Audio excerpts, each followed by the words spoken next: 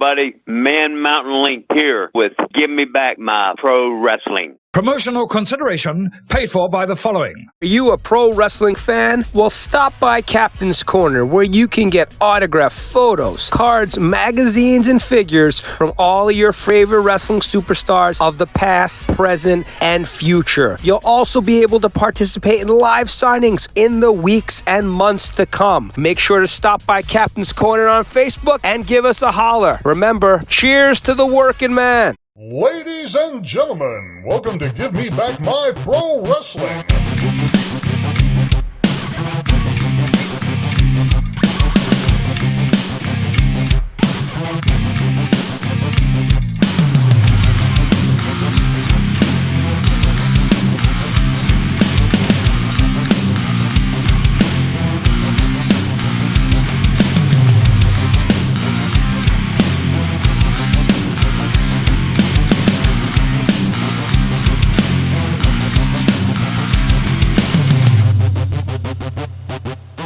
For those who don't know, now you know, baby. This is Hot Rod Biggs, Jared, Jimmy Street. We're going to take them to the limit one more time, baby, right here on Give Me Back My Pro Wrestling. Ladies and gentlemen, welcome one more time to the Give Me Back My Pro Wrestling podcast, and I am here as always with my brother from the same father and mother, the Plastic Sheik, Jared Street. What's up, Sheik? How you doing? I'm doing good, brother. We got this summertime heat. Got us bacon here in Virginia, man. No doubt. But to try to cool it down a little bit, I brought a little charisma with me. You're telling me that you brought Quinton Quarisma, the territory wrestling guru, and the co-host with the Mo-host. Quinton, you're here? Yeah, I'm here, but I don't know about bacon. We're melting over here in Kentucky. In North Carolina, too, man. It's one of them where you walk out the door and you sweat. It's just boom. There it is. Golly. Yeah, man, it is brutal, and I can't wait for it to end. Just knowing all the stuff that's going on in the world right now, I hope that everybody can stay cool. Let's stay cool here. Yeah, stay cool. But no, guys, we got a really fun one today. I'm super excited to get to it. But first, let's do a little business here. So obviously, last episode, Mount Rushmore of the 90s. I got a lot of great responses. I think people enjoyed it. Actually, some surprising responses. I'm not as surprised about when people text me and say, hey, that interview was awesome, right? But sometimes the topics are a little hard to get people to be involved in, or not necessarily involved, but get people's feedback on. You know what I'm saying? But this one, man, something clicked. So that was awesome. I really appreciated doing the 90s episode. So good job, y'all. Good job to you, too. Oh, yeah, good job to all of us. That's right. We're doing a high five. Or self high five, or the Barry Horowitz back slap, whatever you want to do. It's all appropriate. So, yeah. But we do have some cool things coming up. Obviously, right about this time, you would be hearing this. This week in wrestling history with Quinton Quarisma. But like I said in the last episode, we are making an episode with This Month in Wrestling History with Quinton Quarisma, and that will be dropping on July 17th. So you guys just start counting the days, mark your calendar. It'll be here in no time. Quinton was texting with me last night. You were telling me you've got a banger for us, I've heard. So. Oh yeah, I've already been working on it and finding stuff. Can't wait. That's cool, man. Well, we're very excited as well. And also, I'm just excited for new stuff, man. I love it when we got something cooking that we haven't done in its entirety before. So I'm super excited. I know Quinton's excited. Sheik, I know you're excited. I hope everybody out there is excited. Just stay with us July 17th. Before that, though, we've got some incredible things coming up. I'm not going to spoil any of them, except we've got an incredible show today. As you know, the one and only Man Mountain Rick Link. Quinton, tell them a little bit about Man Mountain Link. Oh man, my main thing with him was turning on Saturday morning TV, the Memphis territory, and seeing this big old guy come out with a chicken, and I was like, "What the smokes is this?" I mean, he was that time there was nobody. He was so different, and worked everywhere. But man, I remember as a kid seeing him, it's like, whoa. I mean, he was like, it was like, wow. I mean, it was nothing like I've seen before, Yeah. Yeah. And I think that's probably what was his appeal, is that and the blood and guts. Cause I mean, that dude would do a hardcore match in his sleep, so, or not even a hardcore match. Actually, it was just a violent match, just more. Yeah. Just blood and guts, man. Yeah. The cool thing is with Rick, man, I got to meet him at the Mid-Atlantic Fan Fest reunion back in 2023 and got to meet, our buddy Jared, Tommy Angel, David Isley, Gene Ligon, all these great guys. But in that, the jewel of the Nile to me was actually getting to meet Rick Link, man. So if you guys are ready, I say let's go ahead and talk to the man. I'm ready, brother. All right. We'll be right back with Man Mountain Link after these messages. This is Kroll, and you're listening to Give Me Back My Pro Wrestling with Jimmy Street and Jarrett the Plastic Sheik. Be sure to like, subscribe, and view all of our USWO and Saw Wrestling content at Nashville Wrestling Network, exclusively on YouTube.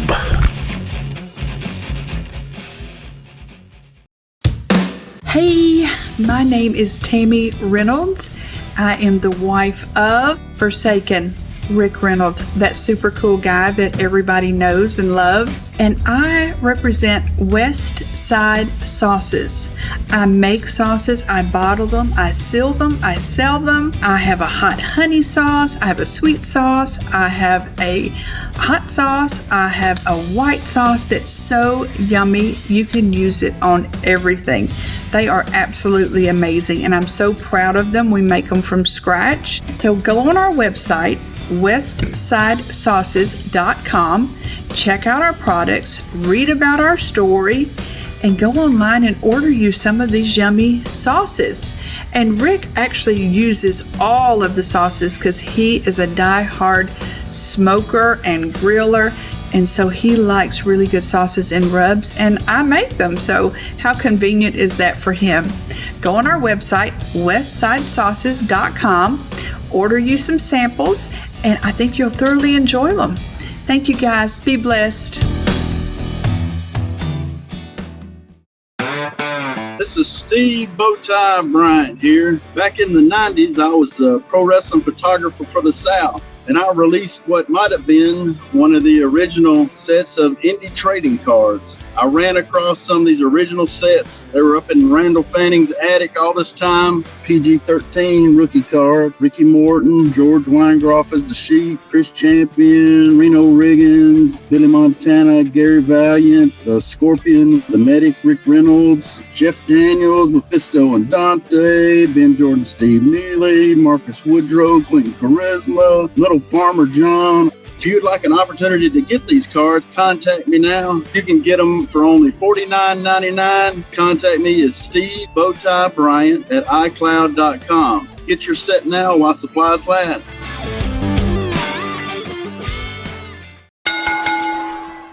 All right, we are back one more time with the Give Me Back My Pro Wrestling podcast. And Sheik and Quinton, man, somehow the podcast gods have smiled upon us again. We have an excellent guest, and this is somebody that I have been actively trying to get on a podcast for about 2 years now, and today is the day, and y'all are in for a treat. But mostly I'm just happy to hear his story, and I can't wait for y'all to hear it too. Ladies and gentlemen, welcome to Give Me Back My Pro Wrestling, the one and only Man Mountain Link. Rick, welcome to the show, brother. Thank you very much, brother.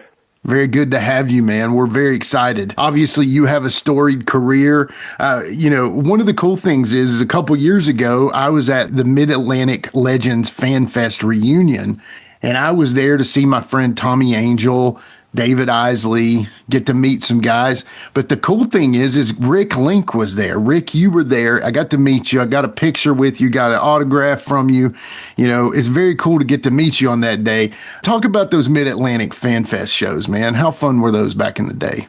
Oh, it was great, man. The fans, treated you like kings. Anytime I was out in public and you'd see a fan, you didn't have to worry about paying for your food, man. They would put you over, they'd grab that check, and and just totally respected you. Yeah. Just different era of fans back in those days than they are now. Yes, no doubt, no doubt. And that is unfortunate. Yeah, no kidding. Well, to start everything off, we always kick it to my brother, the Plastic Sheik, to ask the very first question on the show. Sheik, take it away. All right, Rick. So great to have you here. And my first question is kind of going to let the audience and us kind of know a little bit more about your influence or what you liked in wrestling. So, like, if you had 4 or 5 names, like a Mount Rushmore of like people you like to watch, work with, mentors, whatever, who would those 4 or 5 names be in the wrestling business? From back in my day? All time, whatever you want. Okay. Well, definitely Manny Fernandez would have to be on it. Good one. Jerry Lawler, Harley Race. Oh, man. Gosh, there's so many great ones that I've worked with that deserve to be there. It's just hard to think sometimes. But, those are the main ones that pop to the head right now. I mean, those are great guys that I love and respect. Yeah. Manny Fernandez, come on, man. We don't hear him enough, so that's awesome. We don't hear Harley enough either. I mean, no, that's sad. That's sad, actually, that we don't hear Harley enough. I mean,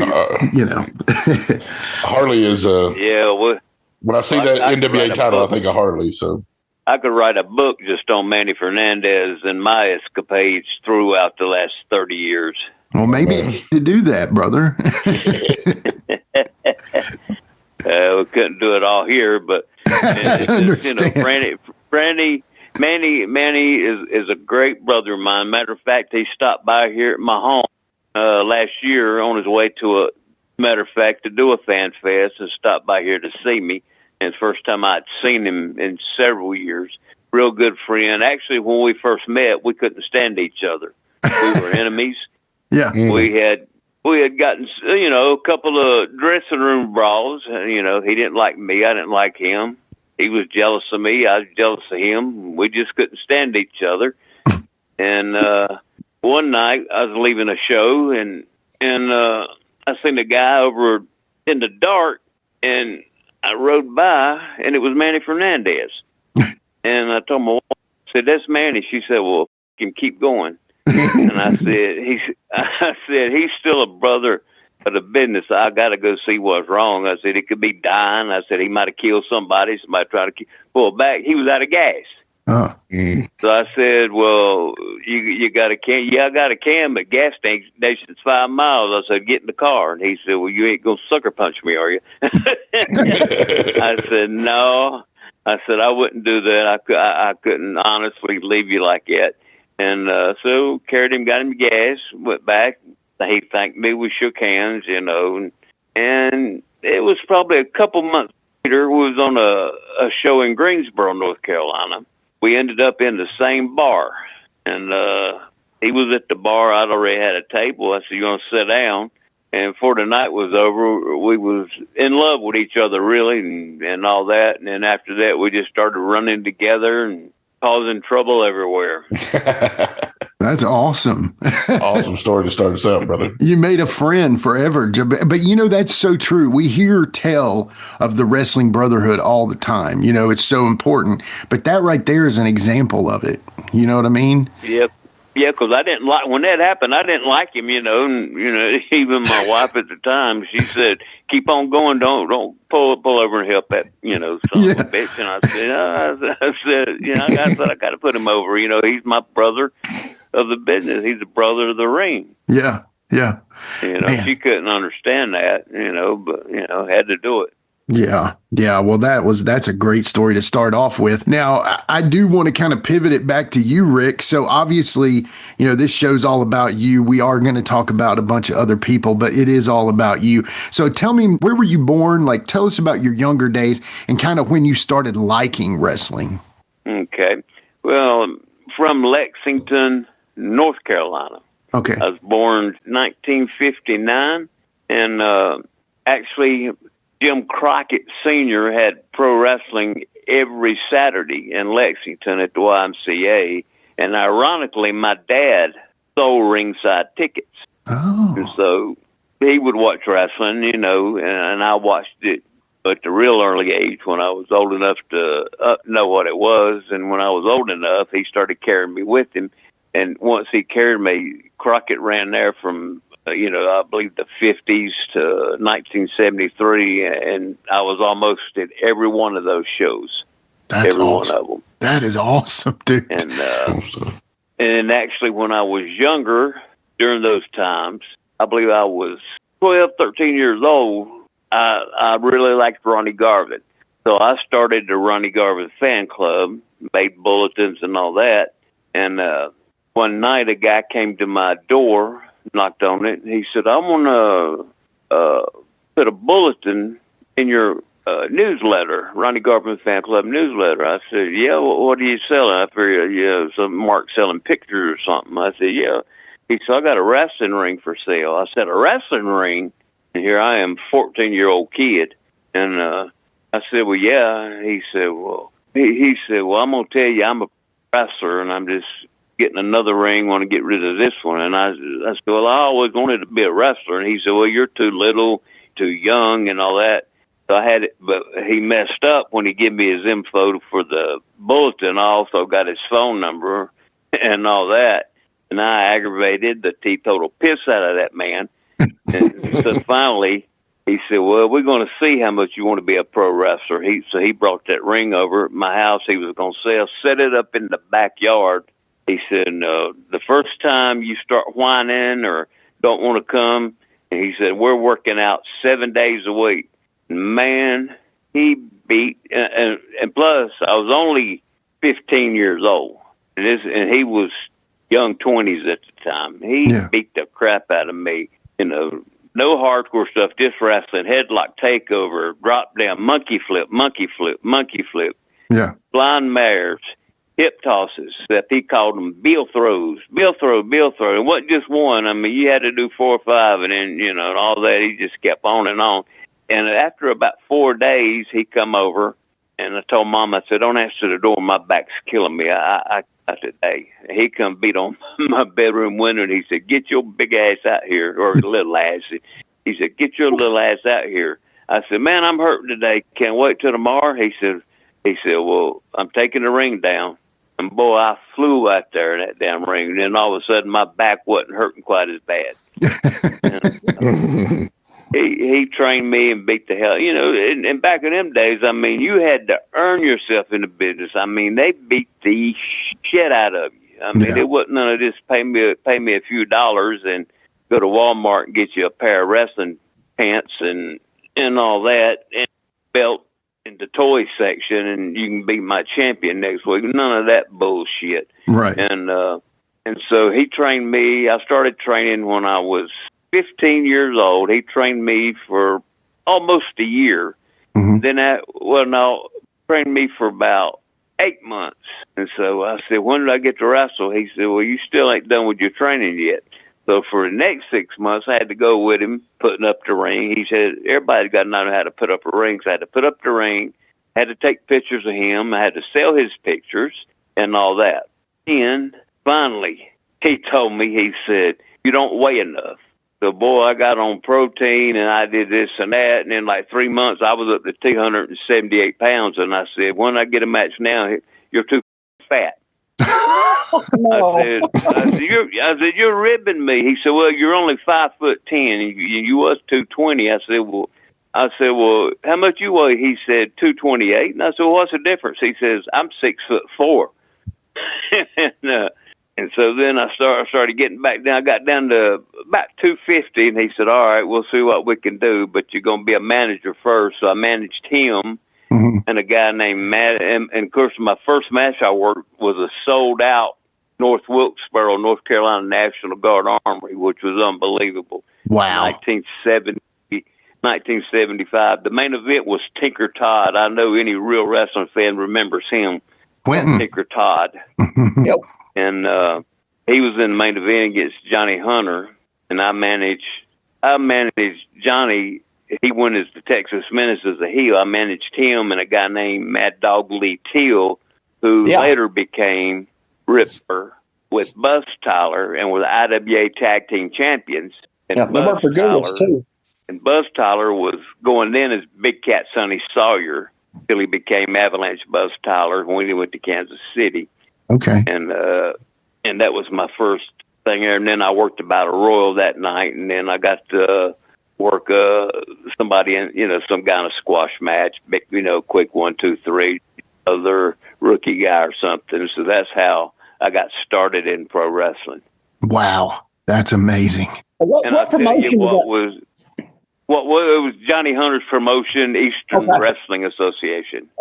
Gotcha. Okay. And back then, Johnny ran about at least one show every weekend. He would run, like North Wilkesboro, he'd run it twice a month, and then he'd have for other towns to he was an independent guy back then. He was running at least 2 shows a week, so he was running 8 shows a month, 10. That was good for the indies back in them days, because back in them days there were not a whole lot of independent promotions.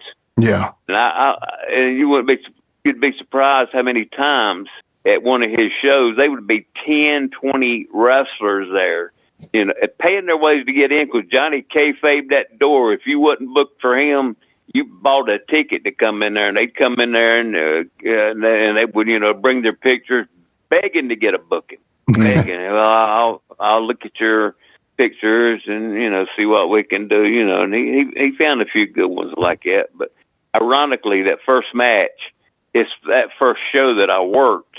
2 NWA Central States Tag Team Champions were on that show in 1975. Wow. 2 future former NWA Central States Tag Team Champions in Kansas City. That was me when I became MEB in Kansas City, and Avalanche Buzz Tyler after he went for that name after he was Big Cat Sonny Sawyer. Wow. Which was in my first match when I was a manager at Sir Rickton Link. Yeah. All right. Question I got is on September 8th, 1979. You went down and worked Georgia Championship Wrestling TV. How did you get that booking down there?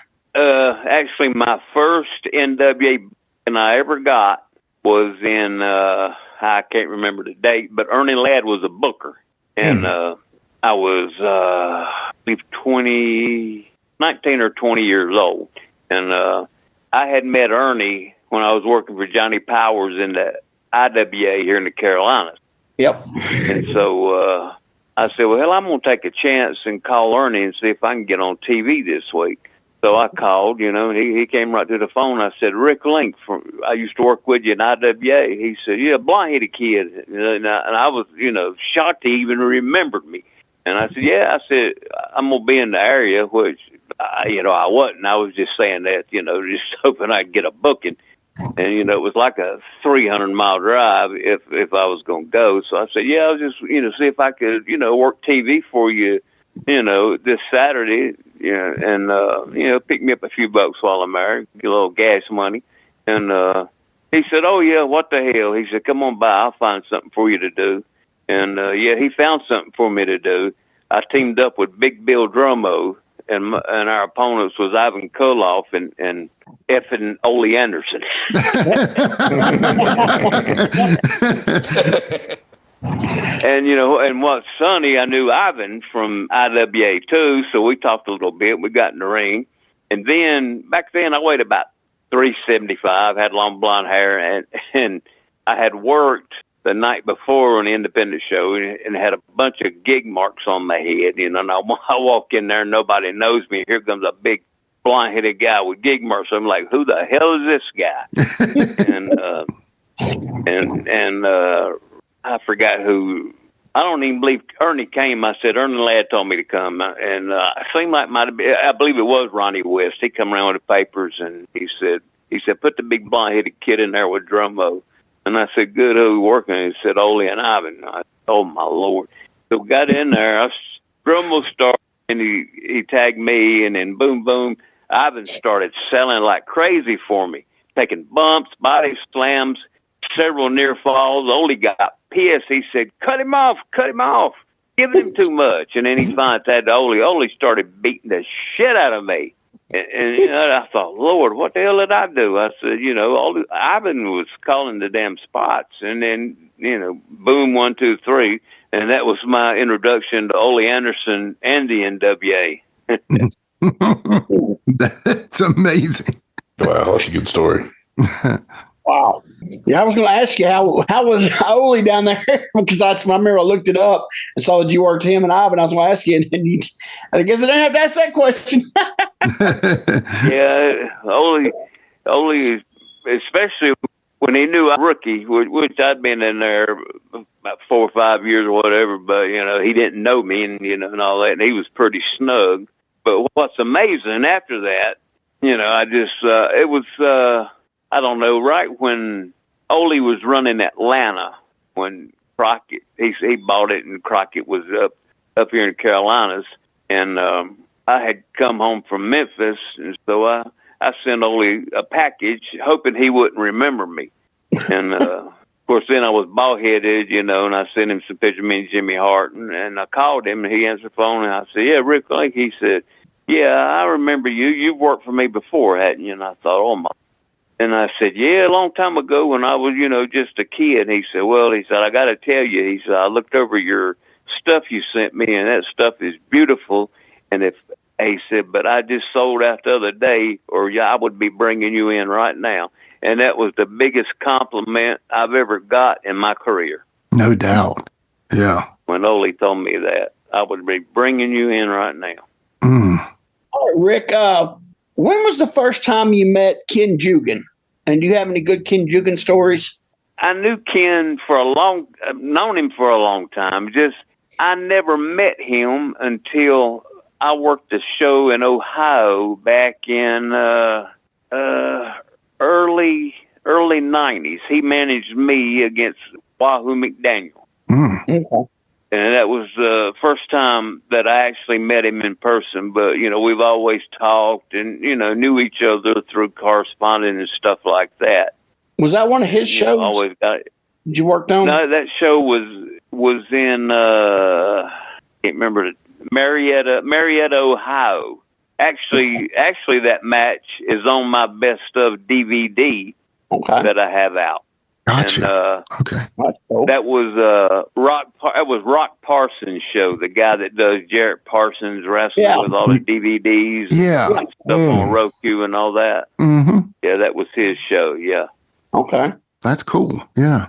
So how was it working the independents in the late 70s and early 80s? And, I'm sure it was a pretty crazy time, especially with all the national territories going on. Do you have any stories about that time? Yeah, it was a good time because back then in the 80s, even in independence, if you wasn't established or if you wasn't a good worker, you couldn't get booked. And if you was able somehow to slide through the cracks and get booked and you went out there, because it happened several times with me, there'd be somebody in there that had lied and said something and the match was to the point it was just smartening everybody up. The promoter would get his toughest guys and tell him to hit the ring and beat the shit out of the guy and get him DQ'd. That happened several times. Yes, sir. Yeah. They didn't play. I mean, the independence back in them days was it was just like an office. Everybody worked hard and, they didn't play. And you kayfabe, you didn't smarten people up or nothing. Yeah. And if you wore a hood, you put that thing half mile on down the road and you didn't let nobody see what you look like. Yeah, definitely. Well, the reason I'm asking this partially is going to lead to a story, hopefully, but one of my favorite independent outlaw promoters from that era, especially from the stories we've heard, has been Dale Mann. Did you ever work for Dale? No, never did. Never did. Of course, I knew all about him and all that, but just never did to get to work for him. Yeah. Man, some of the stories we've heard about him, he, how they say people get away with murder. He kind of did. Yeah, I heard he literally got away with murder several times. Yeah, for sure. Rick, when did you go work for the Paphos ICW? Let's see. I'm trying to remember. I know my first match was Christmas night. It was 1981. Okay. And Randy had brought me in. Actually, I'd called him Because it was like the first Christmas I hadn't had a booking in a long time. I said, well, hell, I got to work on Christmas night. Everybody does. Right. And so I called him and I said, yeah, I was wanting to see about coming in and working for you. And he said, well, I guess you're booked Christmas night. And I said, well, if Ben pulled that, little rib, little white lie. I said, well, if I could work for you, brother, I could probably get out of this other booking, which was imaginary. And he said, well, can you be in Johnson City, Tennessee? Hey, there we go. Christmas night. So I said, yeah, I'll be there. Ended up another great compliment in my life. Had several no-shows, and so I teamed with Hustler Rip Rogers. Oh, the man. And we worked George Weingroff and Lanny Poffo? Hoot Gibson. Hoot. Yes. Oh, yes. Hoot Gibson, not Robert, but no, the real Gibson. Jim Hoot Gibson. The real Jim Hoot Gibson. Him and George Weingroff. And Savage said, "God, get us a little time." He said, and so we went about 45 minutes. I come back in the dressing room, and Savage hugged my neck. And he called Rip over, hugged his neck, and he said, "You two boys just saved my town." That's awesome. Somebody like Macho Man Randy Savage tells you just saved his town. Don't think that don't give you the big head. No doubt. I'd be like Boris Zukov, brother. Some people told me I had the Boris Zukov head anyway. We love Boris. Boris is a good friend of the show. So, I love it. I worked a lot of independence with him when he was just Jim Nelson. Yeah, Jim Nelson. Yeah. So real quick about Hoot. So just a little story. I know you know that I live in Mooresville now, but back where I was born is a town called Lebanon, Virginia. And obviously if where he had a Ace Hardware store exactly. there. Yeah, there you go. Hoot is the town hero of wrestling, and unfortunately he's passed on now, but I actually talk with George Weingroff about every other month or so, and I always get my Hoot stories, but that's awesome that you brought both of them up in one match. That's amazing. So yeah, actually Hoot brought me in. He ran a couple back-to-back shows up there. Okay. And I worked for him, and I brought a guy with me from here, Jim Tucker. Used to work as the Tucker brothers, with IWA, Charlie Babb. I don't know if you ever heard of him. Oh, He's yeah. an old school carny promoter down here. Yeah. And we went up there, and I got to work old timer. I've never met him before, but I heard of him. It was one of the Clancy brothers. I don't know if you've heard of them. Pat Clancy. Okay. Yeah, Pat Clancy. And I went up to him. I said, "Pleasure to meet you." And hell, I was probably 19, 20 years old. And he said, "Well, who am I?" He said, "You don't know me." I said, "Yeah, I know you, Pat Clancy." I said, "Man, you're a legend." Mm-hmm. And it's a good thing I did, because I found out later he was a shooter and he could eat my lunch in 30 seconds if he wanted to. But we had a great match. Just it's amazing how things like that happen. No doubt. Yeah. I'm always nice to George for the exact same reason, Rick. So yeah. So just a couple more things about ICW. If you got any other stories you'd like to tell us about your time there, and how did you get the name Sir Rickton Link? Johnny Hunter, my trainer, gave me that. Okay.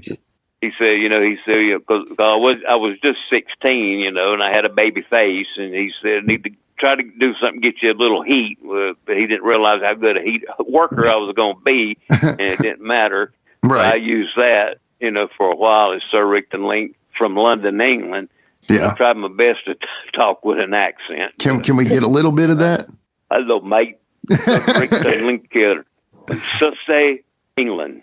I love it. I love it. I love it.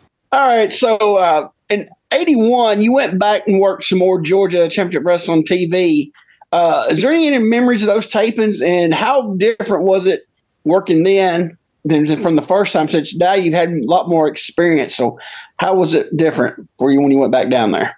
The boys treated me a lot nicer, stole for me a lot more. Yeah. And actually, I got to work Blackjack Mulligan. They was bringing him in to work Brody at the Omni that Sunday. And so they put me against Blackjack Mulligan, be the big guy, get him over working Brody. And then 2 weeks later, he was working being a chain match or something, and they had Blackjack against somebody else. And he went over and told the booker, I believe it was Colonel Buck Robley, and he said, I want to work that Link kid. He said, "We That's just awesome. worked him 2 weeks ago," and Blackjack said, "Well, I'm working him this week too." And I thought, man, That's incredible. Yeah. somebody like Blackjack and somebody I'd idolized since I was a kid. Said, I'm working him again. I'm working him again. No and doubt. actually, I couldn't believe it. Blackjack said, "Get on me, stay on me, start beating me," and actually took a couple of bumps. And I said, "Dang, Blackjack Mulligan took a couple bumps for me." That's awesome. All right, Rick, I got another question. I saw this. I was going through your history and stuff, and I don't know if this was you or not. They had your name, but it said in March of '83 you went to Apia, Samoa, and worked a show. Yeah. It was you, Peggy Patterson worked Sue Green and Roy Stark. So that was you? Yeah. Actually, that was a combined tour with Leah Mavia and Steve Rickard. Okay. They flew us, plus Barry Darso was on that tour just starting the business, Crusher cruise ship. Mm-hmm. And we worked Hawaii one show. And then we went to American Samoa and worked a show. Then we went to Apia, Western Samoa, and worked 3 shows. Then we went to the Kingdom of Tonga, where Barb's from, and Tonga, Haku. Yeah. And we worked 3 shows there. Then we flew to New Zealand and worked for 8 weeks, and then just made a loop, turned around, went back to Tonga and worked there 3 times. Went to both Samoas and worked 3 times. Went to Hawaii, worked 3 times. Man. 2 or 3 months. I was working with guys like Lars Anderson mostly on there. Actually, when they brought me in, me and Lars was teaming up. And we were both heels, and Lars was extremely snug, and so he was working this one guy, didn't want to sell for him on a house show. Lars stretched him and broke the guy's arm. Oh. And as he was walking down the ring, he said, "Learn to sell." And then he said, "We got to have somebody that Lars can work that he can't beat the shit of like that, because Lars ain't gonna sell for nobody." And Mark Lewin was there, but he was mostly working against Flair. He was in for a couple, 3 weeks defending the title. And so they all of a sudden turned me babyface and had me working Lars. And, the first match we had was kind of rough. He was kind of stiff, and so he got him right back and all that. And after that, we became real good friends. And 30 years later, I seen him down there at the Charlotte Fan Fest, and I said, "Let me go talk to him." And he found me first and come up and run and hugged my neck and said, "How you been doing, Rick?" And I said, "Hell, I'm surprised he remembered me after 30 years. So how did you get those bookings on that tour? I got those bookings from Smith Hart. Oh. Okay. Yeah. Bret Hart's brother. Actually, the year before, in 1982, I had called to try, get a book in Canada. And I talked to Smith, and he said, "Well, look," he said, "I'm running a 10-day tour or something like that in the Caribbean. And I could use you on it if you want to come." He said, "But all my trans money's, eat up. But if you want to get your way there, we'll take care of you and all that." Hell, I'm a kid trying to get in there, so I said, "Hell, I would have paid to work on it, if I had to." So hell, I get on the plane, and Smith's on there, and he's sitting a couple rows behind me, and he's passing me notes. He said, "TV cameras are going to be there when you get off the plane." And he said, you're going to be squasher link here. You're kin to Mockin' Singh, which was Mike Shaw. Yep. And I was Mike Shaw's cousin, and do this and that. And he said, "You can say bad words on TV." And my first match was against Charles Buffon, who was from Antigua, and he was a black guy. And he said, "And when you get to that camera, you call him the N-word." Oh, and I said, wow. "Why?" I said, "Oh, no." I said, "Hell, you get my throat cut down here." So he said, "Yeah, it's okay." He said, "Those words are allowed on TV down here." And, Smith's, I found out later, he's the biggest ribber you ever seen. So I get on the plane, and I said, You're wrestling Island legend Charles Buffon for the NWA Canadian Championship tomorrow night." And I said, "Yeah." I said, What's your predictions?" "I'll kick that ass." Oh, man, Dynamite Kid said, "What the you say that for? I said, Smith told me to. He said, Smith ribbed you. He's going to get your throat cut. I said, well, that's what I told him. Oh, my gosh. Dynamite Kid was on that show, and Bret Hart, Lord John Foley, Tiger Tommaso, a lot of Calgary guys. Dr. D. David Schultz was on there. We hung around a lot. It was a real learning experience. It was great. And the first show we had was at St. John's, Independent City, and they drove me and Foley and Dr. D to the rooms on the field in a big Cadillac. I believe it was the only one on the island. And there were so many people there that it looked like, just little dots. There was over 20,000 people there. Wow. The biggest crowd I'd ever worked in front of at the time. It was unbelievable. No doubt. Man, that's incredible. Wow. Yeah. Well, yeah. Well, Rick, it looks like in June of '83, you show up in Memphis as Man Mountain Link. Okay, so how did you get those bookings? And then who came up with the Man Mountain Link gimmick? Actually, Man Mountain Link name was given to me by Maniac Mark Lewin. Nice. Awesome. He gave me that for the New Zealand tour, and so I just started using that one. And when I got back from New Zealand, I worked a couple indie shows, and I was used to making them wads of money now instead of $50, $75 a night, which still wasn't bad for an independence back in those days. Back in the '80s, that's about like $150, $200 now. So I said, I got me a couple 8x10s and some of my program, clippings from New Zealand, Hawaii, and Samoa, New Zealand, and I met Lawler, and I called him like on a Tuesday, and I said, hey, Rick Link here, I just sent you a package, and I got it the other day. I said I was going to see if I could come in.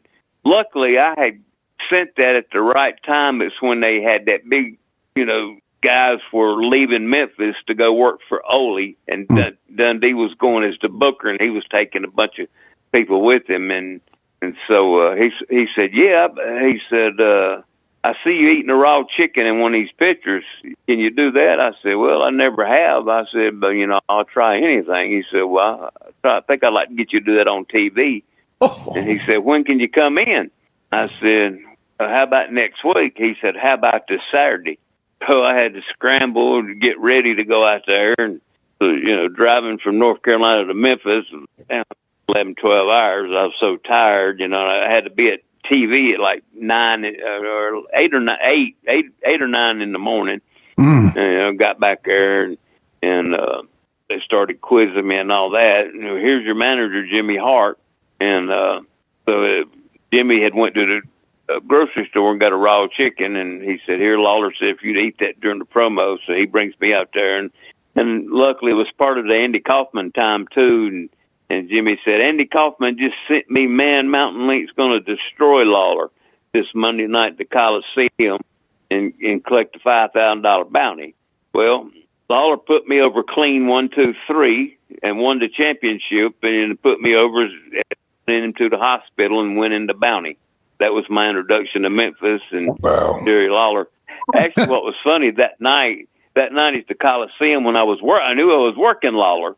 Yeah. And he called me over in his obviously private dressing room, and he says, you're working me tonight for the Southern title. He said, what do you want to do for a finish? I thought, what? I said, I'll do anything you want. He said, well, let me tell you something. He said, if I was you and the promoter was bringing me in and he was the champion and asked me for a finish, I'd tell him to put me over and give me the... And I looked at him like, now he's ribbing me. He wants me to say it, and he's going to punch me in the mouth or something. But I said, well, he said, you think you can draw some money? I said, well, I drew money, Lars Anderson, Mark Lewin, New Zealand and all that, and Dynamite and Dr. D and Antigua, 20,000 people with Charles Buffon. And he said, well, what's your favorite move? I said, well, usually just beating somebody with a bloody pulp, throwing him over the top rope, putting him over with a DQ. He said, well, no. He said, I'm going to give you the strap tonight. He said, can you do a big splash without killing me? I said, yeah. He said, well, give me the big splash. That was amazing. That is amazing. No joke. I mean, okay. So yeah, obviously, you've been all over so far. You've been to Georgia, you've been to South Carolina, North Carolina, all over the Indies, all over Samoa, all over Hawaii, all over the West. I mean, so you're getting a pretty good run at this point in a career of pro wrestling. How did it feel to go straight to the top your first week in the territory? Luckily, I'm one of the guys that remembered how hard I worked to get there and knowed I earned it. But then again, I also knew where I come from. Sure. Mm. And when I was, and like Ole Anderson, he used to say, he said, "What are you doing sitting over there talking to that jobber? You want to be a jobber?" And, he didn't want you talking to the jobbers, And I said, "Well, I used to be one myself, And, everybody, they all treated me well. Actually, I became such good friends with Bruiser Brody. When I'd see him on the show, he would come and sit beside of me and say, "How you doing?" And he'd open up his bag. He said, "Well, I'm not going to eat in front of you and be rude." He'd give me a can of tuna or a can of beans. And I wasn't going to say no, not eat them, whether I wanted them or not. Right. Yeah, I'll eat with you, Bruce. Yeah.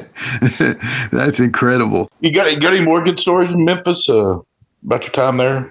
Yeah, right. Many. Some is rated so many X's you can't even get on a sheet of. I can't fake them, but they was. I remember one guy named Keith Robertson was his name. Yep. And they put him under Hood as the Master Blaster or something like that. Mm-hmm. Well, he rode with a couple of the big name boys one night. He was just starting out, getting a little push with the Hood gimmick. Well, he turns on a tape recorder and tapes the whole trip. Everybody talking and everybody healing on everybody who's supposed to be their friend and all that. Everybody up. Well, yeah. Well, he don't like you. This is what he said, and he was planning and shit. Needless to say, he got stretched more than one time. Oh my God! Back, and I never seen him again after that tour, and I went to Memphis 4 more times after that. Yeah, wow. But and then I know me and Sweet Daddy O. I don't know if you remember him. He was a big star in Puerto Rico, and a pretty good star for Ole down there, and blonde-headed black guy. Yeah, we became buddies, started traveling together, and I remember we went to. There used to be a restaurant called Po' Boys, and I'd go in there, and every time I went, and he'd say, "Get me what you get." And I said, "Well, tell the waitress, we might want something different." He said, "No." And I said, "Well, I found out he couldn't pronounce oysters." Oh, okay. And so I always started ribbing him in when the waitress would come, and she'd say, "What you want?" I say, "I want ostis." Just friendly little ribs like that, but it'd heat with him, and we'd pick up a few rats here and there. And, I met the people that owned the I forgot the name of the hotel, but it was beside Danny Thomas's the St. Jude's Hospital, the Roadway Inn. Okay. And so I give the owner, I give him like 10. They give you free tickets to get the fans every week, Yeah. And so I gave him. And I said, "You got any kids or anybody?" He said, "Yeah, I got 5 kids." I said, as I gave him 5 more kids, and I had just rented a room for one night, and it was like $30-$40. And he said, I said, "What could you give me for a week?" And he said, "Well, I can put you in the presidential suite upstairs." Man, that thing was beautiful. Was it the Admiral Bimbo? No, it was the Roadway Inn. Okay. But back in them days, I believe that the heels, either the heels stayed at the Admiral Bimbo. Okay. And then the baby stayed at another one. I mean, it's strict kayfabe back in them days. Yeah. And so they said, you can stay in the presidential suite up there and bring anybody at a big pool. And I got a suite for $17 at the Roadway Inn. Man. Just for giving free tickets that I believe Eddie Marlin had given me anyway to put the fans over with. So I put that guy over a week. Wow. And, that's awesome. That's awesome. Yeah. And then me and Big Daddy, we picked up couple of girls after the show, carried them back to my suite up there. I forgot where he was staying. We hit the rats up there, and that Friday we was working a little spot show up near Dyersburg. All of a sudden, Stan Frazier, Plowboy, Uncle Elmer, he calls me and he says, how you getting to the show? Small show. I don't know if all the other guys are going Tupelo or somewhere else. And he said, you want to ride with me? He said, I'll come pick you up there. And I said, yeah, I'm at the roadway. Oh, I know where you at. And I said, well, yeah, I guess you ought to. You just called me. And, so he said, I won't even charge you trans. So he come got me, started, quizzing me this and that, did I like this person? Did I like that person?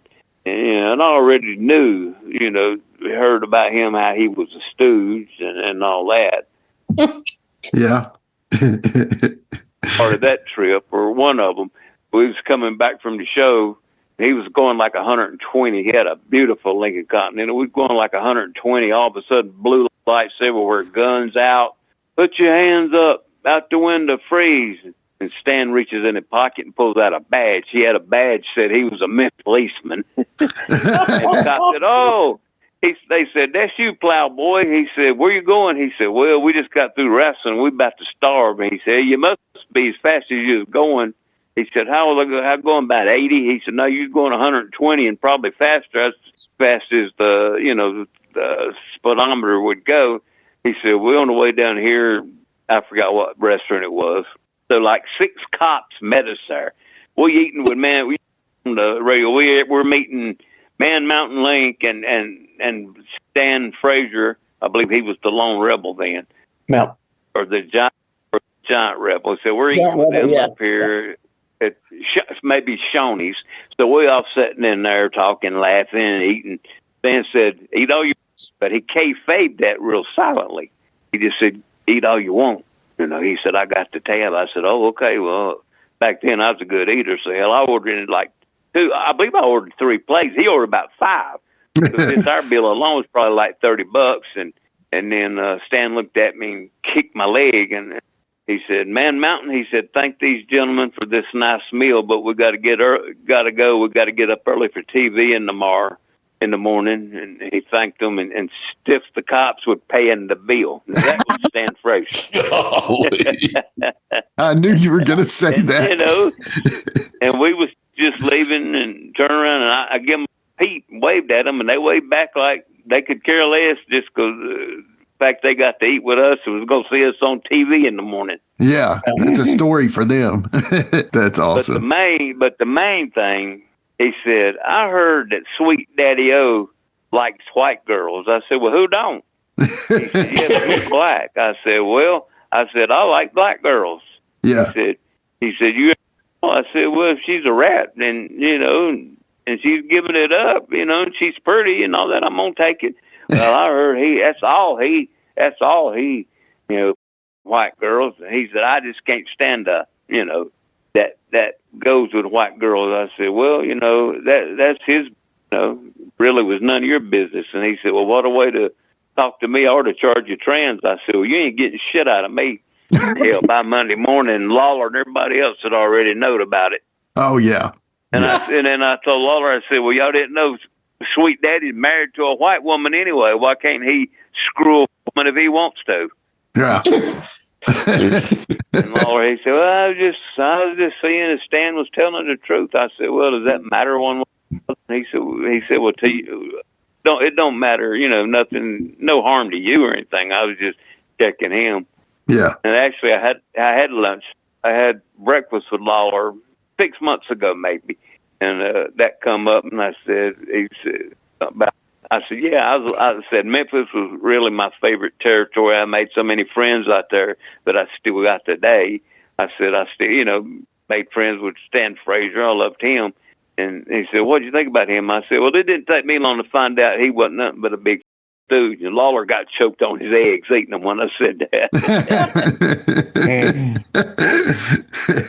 And actually, Stan, he flew me out there. I worked a couple of shows for him, and he kept me in his home there in Mississippi. And I worked. He flew me out there just to work a couple shows and paid me good. And me and some guy from there worked him and Cousin Junior. Oh Lanny yeah, Keene. we know Cousin Junior. Yeah, he was a great guy.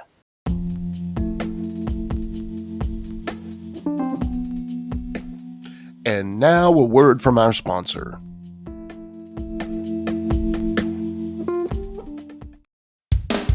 CHW is continuing the legacy of historic professional wrestling in Tennessee with monthly events at the Armory in Ashland City. CHW owner Mike Green has made it his mission to present the best pro wrestling shows in the Nashville area, and he has been delivering the goods. CHW Wrestling combines all the elements that Tennessee wrestling fans have come to expect. Action, suspense, athleticism, reality, stories, surprises, and excitement, all delivered by the finest professional wrestlers this state has to offer. Follow CHW Pro Wrestling on Facebook for the latest news, announcements, and show dates. And subscribe to Championship Productions on YouTube to see past events like the Ashland City Rumble and the Valentine's Massacre. Fun for the whole family with delicious and affordable concessions on site. Witness the action and excitement of CHW in Ashland City at the Armory. Family Wars, Love and Hate, Championship Gold. A CHW event is everything you're looking for in a night of live entertainment. All right, Rick. In November of '83, you left Memphis and you went to Central States. How'd you get those bookings in Central States? Colonel Buck Robley was booking at the time, okay. And when I was doing the stuff in Atlanta, as a kid, and Colonel Buck Robley was one of the bookers at the time, so he knew me, and so I sent him a package like you did back in those days, and told him I'd be living in Memphis in about 3 weeks or whatever. And he said, well, I'll get back with you. So he called Jerry Lawler to, get a recommendation. And Lawler put me over, and Buck called me back. And he said, start Thanksgiving night. That's how I started in out there, Buck booking me, and Lawler put me over with a recommendation. That's cool. In Kansas City. So while you was out there on December the 9th, '83, you got to work the world-famous Kill Auditorium for the first time. How was it working that big old building? I tell you what, that was amazing. Just seeing those stars there. It was amazing. David Von Erich was on that show, Rick Martel, Ken Patera, Jerry Blackwell. It was just something. Dick the Bruiser, he actually come in my dressing room and he said, I know you, you're Rick Link. We used to talk on the phone a lot. He said, I had 2 chairs over there, one in my suitcase, and he said, can I borrow one of them chairs? I said, you can have both of them if you want to. I'll go get another one. He said, no, I just need one. We sat there and talked all night. It was amazing. I remember me and Jim Starr, who was one of the original interns with Dr. Ken Ramey. He was going as 666. So me and him were teaming up. We worked Avalanche Buzz Tyler and somebody that night, maybe Art Cruz or somebody else. I'm not sure. One of the mid baby faces. Yeah. But St. Louis was one of the cards when you was working Kansas City territory. That was one booking you wanted because just that night's pay really all the rest of your Kansas bookings for that week. Oh, that's all I've heard. Yeah. Well, in January of '84, Rick, you leave Central States, but actually you return in June of that same year, and you came back as the Man-Eating Beast. So where did you go in between the run, and what made you come back to the territory?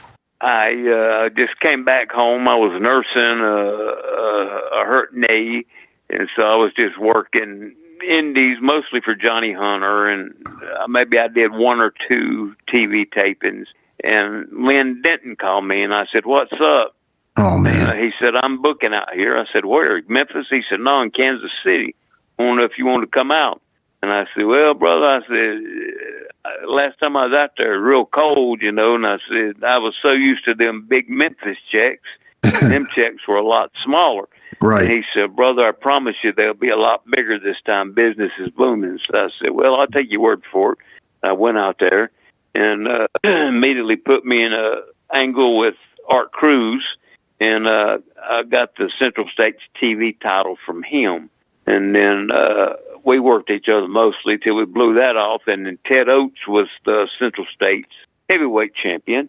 And I worked Ted Oates for the Central States title 20 nights in a row. Wow. Wow. And you talk about a night off. Ted Oates is, like you're talking about that Mount Rushmore. Somebody like Ted Oates belongs on there, too. Yeah. He is unbelievably great. Looks like he's killing you.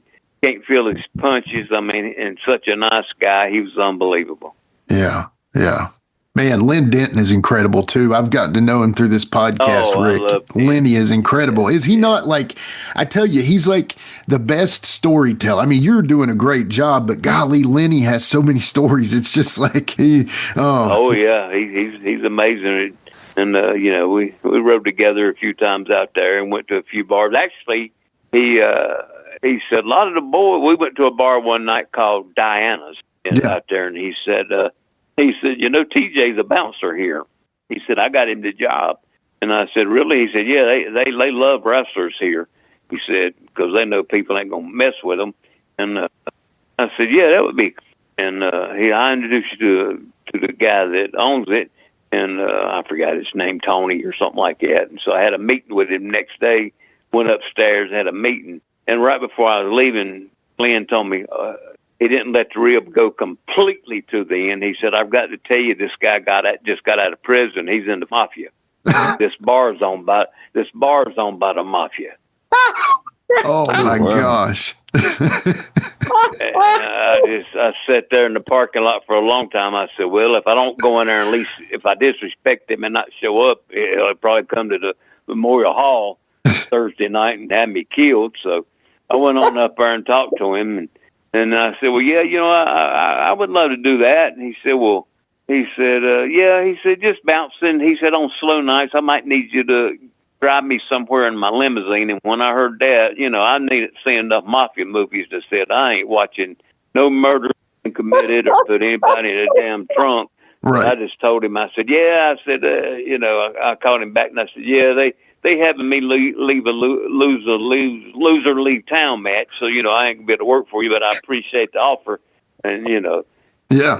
Luckily I had some friends out there. And so I lived in Kansas City about 6-8 months after that. Me and Gypsy Joe hung around a lot. Oh, man. After that. And, tell us about Gypsy Joe. He's one of our favorites, Rick. Come on. Oh, I love Gypsy. We became the best of friends. Yeah. I tell you, one night we was crossing the bridge from Kansas City, Missouri to Kansas City, Kansas, and I was driving. Crazy Luke was beside me in the front. PG Stone was in the back, and Gypsy was sitting behind me in the passenger seat. And I'm driving, and right when we Gypsy, how scared he is of snakes. And so we're crossing that big, long bridge. I had a roll of toilet paper up there, and I unrolled it. When we hit it, we all had our windows down. And I said, we got to kayfabe the air. Each drinks too much gas, and we'll use it on the way back home. And I said, well, the cold air feels good. So right when I hit that bridge, it started rattling. And I let that toilet paper go out the window, and it went back seat where Gypsy's at. And I hollered, "Snake, watch it!" He started screaming and started swinging. He hit me so hard in the damn jaw, I had to put on brakes and just kind of creep because he almost knocked me out. Oh man! Oh man! Oh wow! Funny. Oh man! That's so funny. Then he got me back. He come to the people's house where I was staying at one day. We was going to go out, have a few beers, and I was laying in there, and he caught me asleep. And so he paid me back for that, but he went there and got a glass of water while I was asleep and throwed it all in my face while I was asleep. Scared the shit out of me. Gypsy was, if he liked you, he'd take care of you. But if he didn't, boy, you got that ring, he'd stomp your guts out. Yes, he would. And if he wanted to, and you couldn't hurt him. I mean, hell, when he was even near 80 years old, New Jack couldn't hurt him. Exactly. Yeah. Exactly. He hit him in the head with a aluminum bat with barbed wire around it. And Gypsy got up and was wanting more. Exactly. Yeah, We talk about that a lot. In his 70s. I worked him a lot in his 70s. And yeah, if Joe liked you, and if you went in there, that's what the guys around here at that time, it's like, if you go in there and let Joe get his chops in and just listen to him and don't go in there and do anything stupid, he liked you and took care of you. Now, if you go in there and do something stupid, he would beat the dog crap out of you. You ain't kidding, he would. Rick, what do you think? What do you think would have if he'd have been a younger man versus New Jack? How do you think that would have went? It'd have killed New Jack. Yeah. Yep. Yeah. He wouldn't have let that slide. I guess he wanted to. I guess he just let it slide. Most of New Jack scooted anyway because the whole place was about to riot, calling him the N-word. Yep. And I heard New Jack talk about he just jumped up in the car and got out of town quick as he could. Do you know that I'm pretty sure I've heard from a guy who knows that was all over a $30 bag of weed? Wow. New Jack. Yeah, the whole deal with New Jack, because here's the story as I know it. Mike Porter was the promoter. I've worked for him. Quinton's worked for him. He booked it, and I think he sold he kissay fizzay some whizzed on the Sizide, and he to New Jack to Gypsy, and I think Gypsy said it was trash, and I ain't paying for it, and so. New Jack, I think at that point Porter booked New Jack to kind of be his enforcer, and that's what ended up happening. That is the story told to me by Mean Mike Wood, so I believe it. So yeah, I can believe that. Yeah.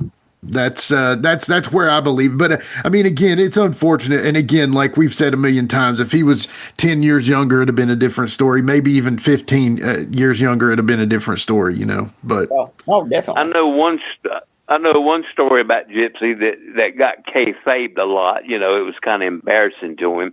But my first trip out there, or maybe it was the second, but I can't remember. Anyway, the engine of his car blew up. And we was staying at the Capri Inn where most of the boys stayed. They got a rate. Yeah. And his car was parked there in the Capri Inn on blocks. His motor had blown up. And, he would go out there on off day or sometimes after we'd get back from a closed show, and he'd be out there working on his car till 2 or 3 in the morning trying to fix his motor. Yeah. And so luckily, Jip got I believe, 2-week Japan booking, $3,000 maybe, something like that, $1,500 a week, and he had just moved into an apartment, and it was with him at the time, Robbie Race, the girl wrestler. Oh, yeah. Uh-huh. Yep. And he had went to a show somewhere that night, and he had his money from Japan. He'd just been home a day or two. He hadn't been to the bank with it yet. He just had it wrapped up and kayfabed in his apartment. And the apartment's caught on fire and burned up his damn money. Oh, my God. That's heartbreaking. Oh, my God. Yeah. That makes me sad thinking about that. Yeah, a lot of guys, that didn't know it say, yeah, that's the old Gypsy Joe luck. And I said, you better not, make no fun to him about it. I said, he'll beat the hell out of you. Seriously. Yeah. And he would have. He would have. Oh, man. Well, okay. Back, as much as we want to talk more about Gypsy, let's get back to Man Mountain Link here. So, Rick, in March of '85, you worked a few shows for Southwest. How did you get those bookings? That was Colonel Buck Robley. Okay, got it. Okay. I like him. Actually, that I had to cancel that tour because I got hurt and couldn't make it.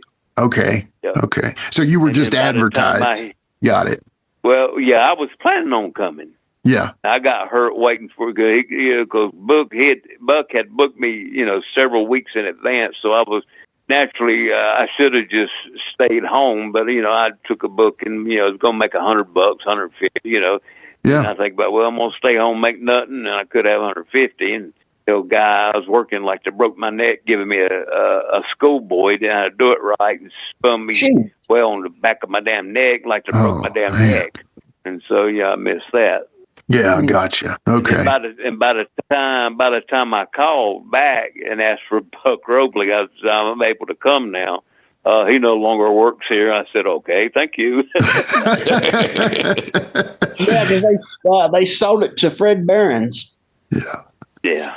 Yeah. See, one Colonel Buck story. One of the St. Louis shows. Okay. We was sitting there and Buck come in.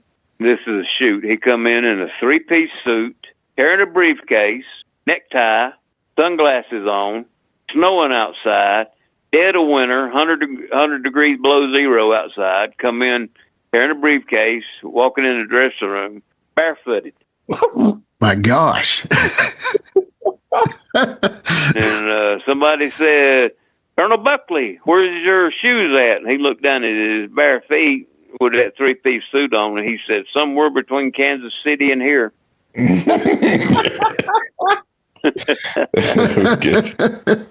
I don't know if he was so drunk and he lost them, or somebody threw him out the window, or he was doing that to pull a rib on the boys. But that was Colonel Buck, and I happen to believe it was a shoot. I believe he got out pissed, lost his shoes somewhere.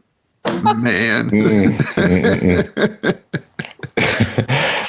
the showing up with his briefcase, 3-piece suit, barefooted. Yeah, that's funny.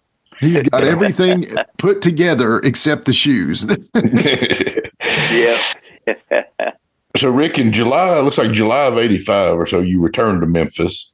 And starting like July 13th, 85, you worked Big John Harris and did the loop. Yeah. Did the loop with working him. How was it working someone that tall? It was horrible. And on top of that, somebody that tall, that's the drizzling shits and don't know a wrist lock from a wristwatch. Oh, man. He was a hell of a nice guy. He was a sweet guy, but he was stupid, and he just couldn't work. It was horrible. Yeah. Actually, I was there. Actually, the first night I worked him, I called it. I said, turnbuckle me, come running, splashed me in the turnbuckle and broke my damn rib. And I had to work him 5 more. And I had to work him 5 more nights. Louisville, Evansville, Nashville, Memphis, Nashville again. And I thought, my Lord. So I told Jerry, I said, Jerry, somebody else. And he said, hey, I said, it take an act of God to have a good match with him. And he said, well, I heard you was a Christian man. Go out there and do a miracle with him. Polite way of saying, no, you're working him for 5 more nights. Sorry, buddy. Well, I'll be earning this payday. Yeah, but I love my time out there. Jarrett was good to me. Lawler was good to me. I know one time I was out there, my car, I believe my engine blew up. My transmission blew up, and I had worked a spot show in Mississippi, and I had to drive back to my hotel room in Memphis about 15 miles backwards because my transmission wouldn't work. It only went backwards. Oh, wow. Oh, my gosh. So then I wasn't on TV day, so I drove to the Coliseum that night, and I had to drive. I drove my car there, drove backwards from the motel to the Coliseum, and Lawler, I heard word, Lawler wants to see you in his office, and he said, Rick, he said, something. He said, tell me the truth now. He said, but I believe somebody's ribbing me. They've seen Man Mountain Link driving down such a road and driving into the Coliseum backwards. I said, yeah, King, that's the shoot. I said, transmission, my car went out. And he said, man, you didn't get stopped? He said, well, them cops must have knew who you were, just was scared to stop you. I said, yeah, I'd already painted my face, so they probably see me with a painted face and said, hey, we ain't going to go see what this guy's doing. He said, well, this service station up here can fix you, put you over. And he loaned me the money to get my damn transmission fixed. Wow. That tells you what kind of guy Lawler is. Yeah. Yeah. Oh, yeah, loving him to death. And then, several times if running low, which I didn't much. Most times towards the end of them, I was making a little less, and I was still spending the same amount going out partying with guys like Billy Travis and guys like that. And, Yeah, Billy. I love Billy Travis. He was something else. He was one of my favorites growing up watching. One of my tours in Nashville, me, Billy Travis, and Tapu the Samoan, who was Bowtie the Witch Doctor at the time. We had a condo at the Days Inn in Nashville. Wow. and I became real good friends with both of them, and so sadly, both of them, Tapu and Billy, died so young. Yeah, that is sad for sure. All right, so in October of '86, you were back in Memphis again. But you was only there about like 2 weeks. So going through these dates and things, it seemed like you were going to Memphis a lot, going in, just working a little bit, and then leaving. So was your relationship with Jarrett and Lawler? So like, if you're like in between places, you can just hop in Memphis for a couple of weeks, then till your date with the next place. Yeah, I would say something to Jarrett or Lawler. I say, Harley Race, wanted to. He was on a show in Memphis, and I said, Harley, anytime you want me to come back to Kansas City, I'll come out there for a nickel a night, just because he's Harley Race. And okay, give me your number. And he said, I loved your gimmick out there, and so I went quicker than that. And I told Jared, I said, Harley wants me to come out there for a while. So he said, well, you do this, and he said, well, he said that's actually good. He said you can stay here 2 months, 6 weeks, and then go somewhere else. We can bring you back, and you're still just as strong as before. Yep. And I know, like the 5th time we did that, they announced that I had won the NWA Mid-America title at Greensboro Coliseum from Jimmy Valiant. He was working Lawler that Monday, and they was having a big bash or something, and Valiant couldn't get off and go, so they said on TV, and Mountain Link won the title from Jimmy Valiant in the Greensboro Coliseum. And so they brought me out there just for that. And when I walked to the ring, the place went crazy. And, and I was wearing the Mid-America belt. And Jerry Jarrett asked me, he said, was you surprised how much heat you had when you walked out that door? And I said, no. And he looked at me kind of funny, and I guess he thought I was trying to be a smartass, which, I was kind of cocky because, I'm over because of me, my work, and of course, with the cooperation of everybody else. But I said, no, and he said, well, why do you think that? I said, because it's the good way you and the King put me over all them times. It's why I'm still so over. Yeah. Then he looked at me and winked, and then Lawler winked at me, and he said, and then Jarrett got up and left. He said, yeah, you're right, kid. I bail myself out of that one real quick. Smart thinking. Quick thinking, at least. Yeah. Yeah.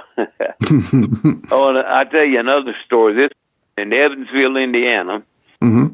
I forgot who I had worked, but Big John Harris was on that show, Silo Sam. And I was sitting there talking to Tojo Yamamoto and Jerry Jarrett. And Silo's Big John Harris, and he come down there and he said, Jerry, I need to get a draw tonight.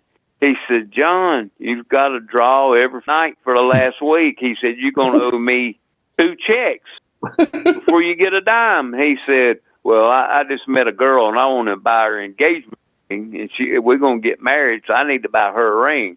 And Jarrett said, well, you're not getting it from me. And he walked up to Jarrett, and he said, how about I kick your ass? And Tojo Yamamoto reached in his bag, took them wooden clogs off, got in front of him. He said, how about I beat the hell out of you with this slapjack? And he chased Big John up the stairs, because it was downstairs at Evansville. You had to go upstairs, downstairs. Chased him up them stairs, out the door, and down the damn street trying to catch him. And good thing Big John outrun Tojo, because he would have slapjacked him into eternity. Seriously. Man. Tojo loved Jerry Jarrett. He wasn't going to let nobody talk to him like that. No, that would have been over for sure. Oh, my gosh. Oh, yeah. It would have been over. All right. So on April 4th, 87, saw that you went up to Edmonton, Canada for Stampede Wrestling at Squasher Link. Was that booking through Smith Hart again? And was that your only booking there for Stampede? Yeah, that was through Smith as well. He had called me and he said, "Yeah, I want if you want to come help me out." He said, "You did such a good job, on a Caribbean tour, and all the guys loved you." And of course, I know you know Dirty Rhodes, Fire and Flame Assassin from Memphis. Yeah, Roger Mason. And I just happened to call him and say, "Yeah, brother, I'm going to Calgary." He said, "What for?" I said, "Work." And he said, "Brother, you make more down here in Independence." He said, "That territory's got so bad, winter's coming up, you'll freeze to death, and they'll starve you. You won't be able to leave. You'll have to work." So I called Smith and shut the old blew my knee out, can't work gimmick. That's smart. You gotta do what you gotta do, bro. But I had tried to go to Calgary years earlier when, Harley was there all the time and Abdullah, and they were drawing big money, paying big money. But down to then, I heard the guys was making $30, $40 a night. Like towards the end of Memphis, the guys was making opening guys making 20, and guys like Steve Austin and all them were making 40 tops for the main event. Wow. Yeah. And I thought, man, that's terrible. And of course, they're glad they didn't quit because look what it got. But right. When I was out there, I was usually averaging 1,000 a week out there. So imagine making $20 or $30 when you used to money like that. You couldn't do it. And Steve Austin said he wouldn't buy. He'd make his $20. He'd go buy a 10-pound bag of potatoes or 2 10-pound bags and figure out different ways to cut them and cook them, make stuff, and just eat potatoes. Yeah, stay at the Congress Inn. Yeah. Starving to death. And I think the famous line was, somebody said, I think Jerry or Jeff said to Dutch and Steve, I think Jamie related this story to us, Jamie Dundee. He said, "Hey, you boys ain't on none of them steroids, are you?" And they said, "Jerry, we're not even on food." We're not on food. I've heard that before about Jamie saying that's funny. Yeah. So after Stampede, the territories are getting thin in those days. Did you? Where did you go back to working like independents, or what did you do after that? Yeah, after that, I was just working independents in North Carolina, South Carolina, and Georgia. I worked Florida for a couple weeks. Opposition down there, they had TV, and I forgot who brought me in. I believe Billy Blue Rivers. He was the promoter. So me and Gene Gordon went down there, and Crazy Luke was there, Randy Rose, Dick Donovan, guys like that. Yeah. Ox Baker, me and Ox teamed up a couple times. Oh man. Managed by Jimmy Kent, who was in Memphis the first time I was out there. Yeah, he was the bounty hunters. He was the bounty hunters manager in Memphis and Nashville forever. Yeah, I like Jimmy. He was all right, but he was always poor mouthing. I know one night he owed Randy Colley some money for trans. No, Randy owed him some money for trans. He owed him like $8 or $10, and Randy handed him a 20, and Jimmy just pushed it back and said, "Hell, I can't change that."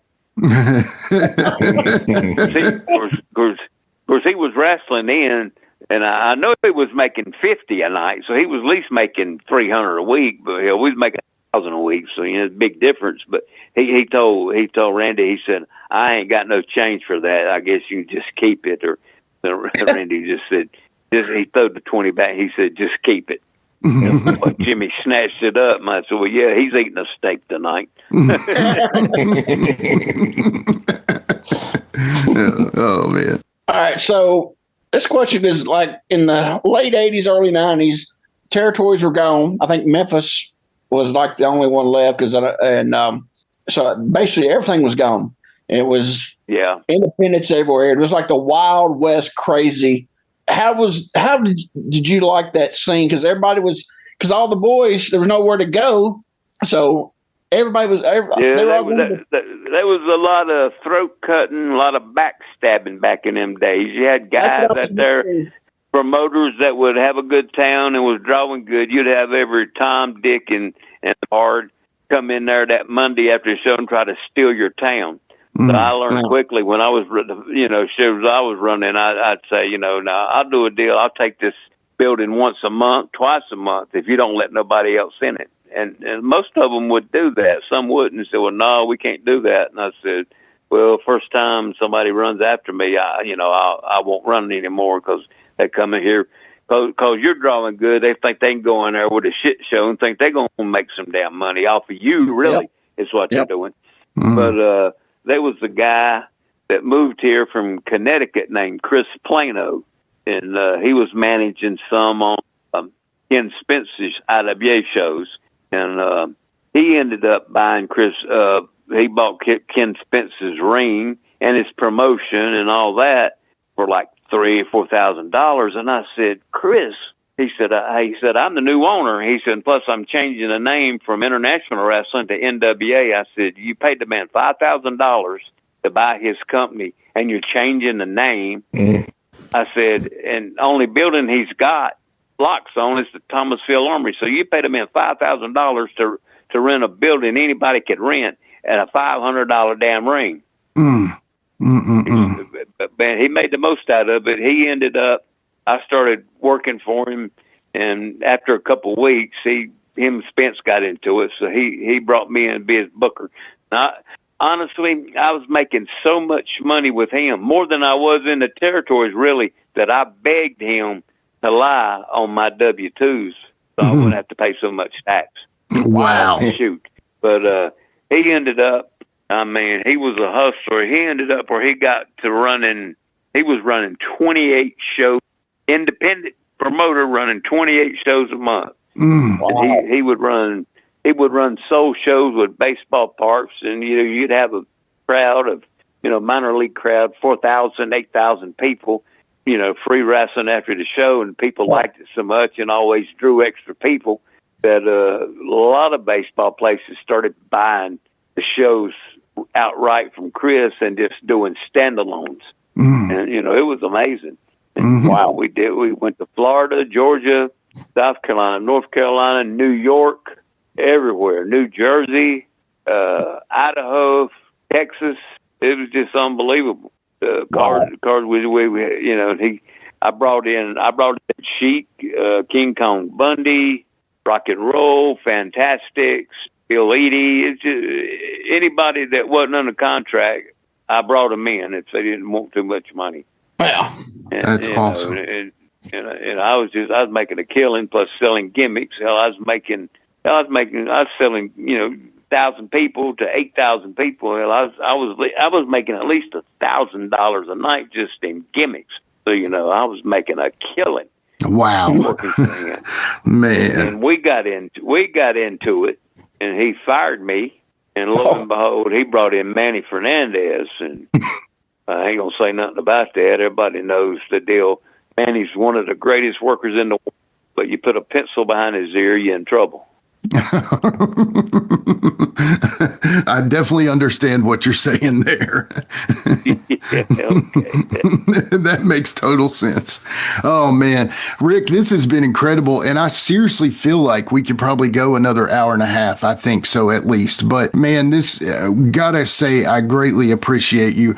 We do have a couple more questions that we want to get to. One of them is just a compliment, first off, because I personally follow probably almost every wrestling page on Facebook, just because I love wrestling. There's some great pages out there, but honestly, becoming your friend on Facebook was cool because I'm becoming your friend. That's the first thing. But the second thing is all the cool stuff you put out there. You are like a photo historian, and I know you're a historian in other ways too, but you really, the tribute that you give to wrestling through your page is incredible. And I tell you, as a podcaster who thrives on good pictures, you are a supplier of great photos. Seriously, I love your Facebook page. I appreciate that. Yeah. I really do. Yeah. And, most of the stuff I put, I don't put much new stuff on there. Most of the stuff I put on there is the guys I worked with coming up in the 70s and 80s, and the guys I knew from 50s and 60s that, came into the 70s, guys like Bobby the King Shane, who helped train my trainer, Johnny Hunter, along with Ron Wright. They both trained Johnny, my trainer. But them kind of guys that, I don't want people to forget them, like Rip Hawk and Sweet Hansen. I was real good friends with Sweet Hansen. I loved him to death. And the Infernos, guys like that. Guys that, I try to put as much stuff I can find on them. Yeah, I love it. I do. I think your page is great. It's one of my favorite follows. I highly recommend you go on Facebook and find Rick and follow him if you can. So what are you up to these days? I still pick up quite a few indie bookings, but, some of them suck so bad I was ashamed to be there. And then I never went back. But, some of them were good, and I still made a little money and all that. But, after that, I just, started slowing down. Still, actually, when I got out of business, I was in the best shape of my life, had a good tan, and it was in real great shape, and then I got sick, back in 2018. They had a dialysis, and I've been fighting cancer on and off with chemo and all that. And actually, the doctors told me, they said, man, I don't know what it is. They said, but you're in such tremendous shape. If you hadn't been, you'd have died. Wow. The day they brought you here to the hospital, and I'm still alive after all that. Of course, I know being in shape, it probably contributed some, but if it wasn't for the Lord who saved me from hell a long time ago, brother, I'd been dead and burning right now. Amen, brother. And that's what I was going to ask you about. I know you still fight health problems and stuff like that, but overall, how's your health right now? It's pretty good. I had a head-on collision about year and a half, 2 years ago, and I had a brain bleed out of that. I was in the hospital. They carried me to the hospital in Salisbury, and then they had to fly me to Charlotte, I believe. And then my foot was broken in two pieces, and then I had to go to Charlotte for rehab on my foot. And it was broke so bad in a bad spot, they said, they was afraid to do surgery on it. They might have to take my leg. I said, well, I'll learn to walk with the pain because you ain't taking my leg. So I did the PT, and I was back in the hospital, this and that, and my legs have got weak, but, I've got to where I can walk again, pretty good. I have to use a walker most of the time, but, I can get around. But, main thing, I thank God I still got my legs, and I'm thankful that I can walk, period, because some people, can't walk at all. I'm just thankful for that. No doubt. Especially, I think about people like poor Kamala, how his life transitioned after wrestling. And, so I definitely understand trying to keep your leg. I know that happened to my aunt, and her life really didn't do well after that. And, I definitely understand why you would fight to keep that. That's very important, We're just so happy you're here with us and you shared this with us. We do have one more question for you, and I always give that to my brother, the Plastic Sheik. Take it away, Sheik. All right, Rick, listening to this whole interview about your career, I know this is going to be a tough question for you. If you had to look back on your career and say, that was my favorite match I ever had, who would that have been against?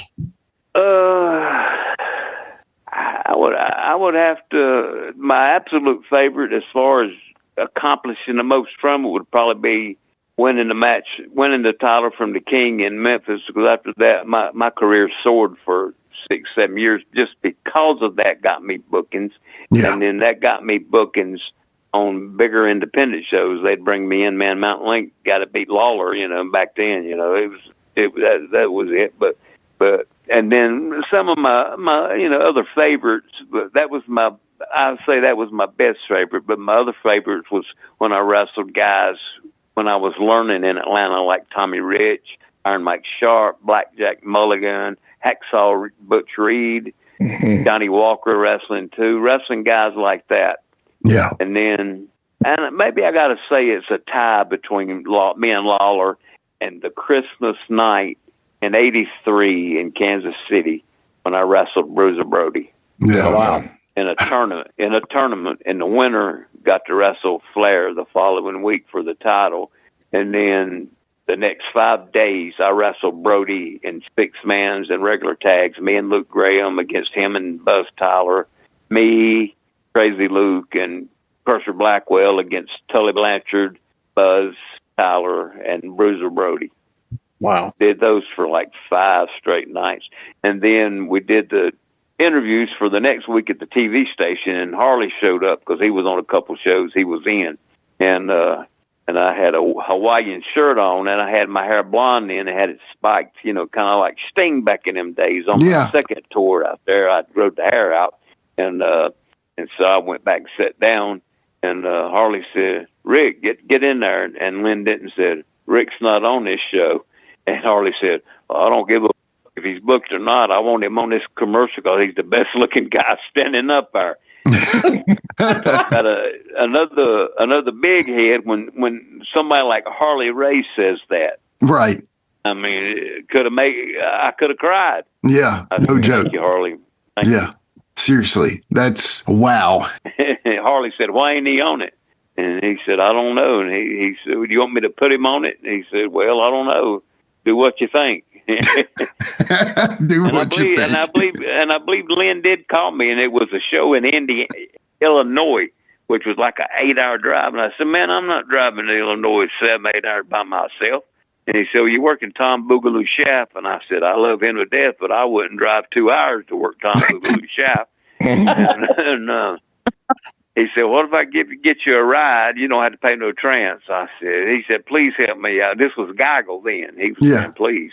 So I said, "Oh, yeah." He said, "Well, drive on down to the office." And Marty Jannetty and Tommy Rogers drove me to the show. Tommy had a little car. I said, "Man, if I can't sit in the front seat, I ain't going." Had to stop every couple hours to straighten my legs. Was cramping up in that little midget car he had.